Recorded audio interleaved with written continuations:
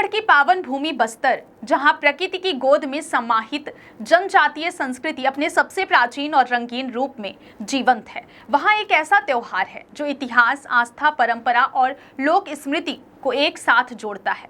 गोंचा महोत्सव।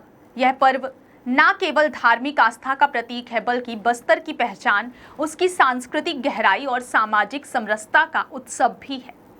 गोंचा पर्व की शुरुआत सदियों पहले उस समय हुई थी जब बस्तर के तत्कालीन राजा पुरुषोत्तम देव चालुक्य वंश के शासक होते हुए पुरी में भगवान जगन्नाथ के दर्शन हेतु दंडवत यात्रा पर निकले थे। यह यात्रा केवल आध्यात्मिक नहीं थी, बल्कि एक सांस्कृतिक आदान प्रदान की मिसाल थी।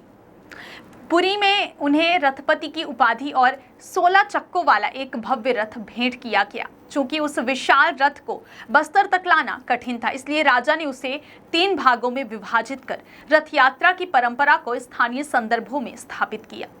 यहाँ से बस्तर में गोंचा रथ यात्रा की परंपरा का जन्म हुआ। बस्तर की यह रथ यात्रा पुरी से अलग और विशेष इसलिए भी है क्योंकि इसमें रथ खींचने के साथ साथ एक विलक्षण परंपरा निभाई जाती है, तुपकी की।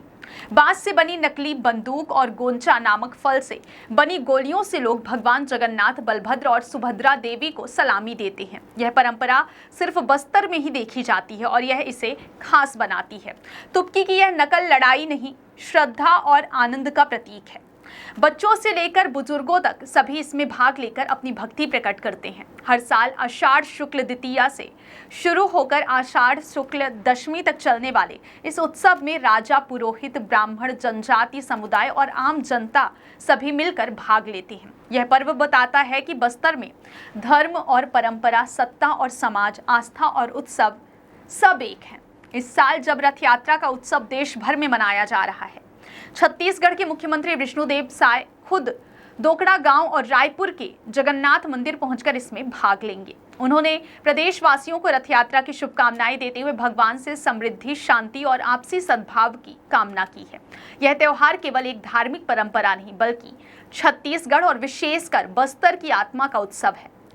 यह हमें सिखाता है कि विरासत को कैसे सहेजना है और भविष्य की पीढ़ियों को कैसे एकता और भक्ति की राह दिखानी है।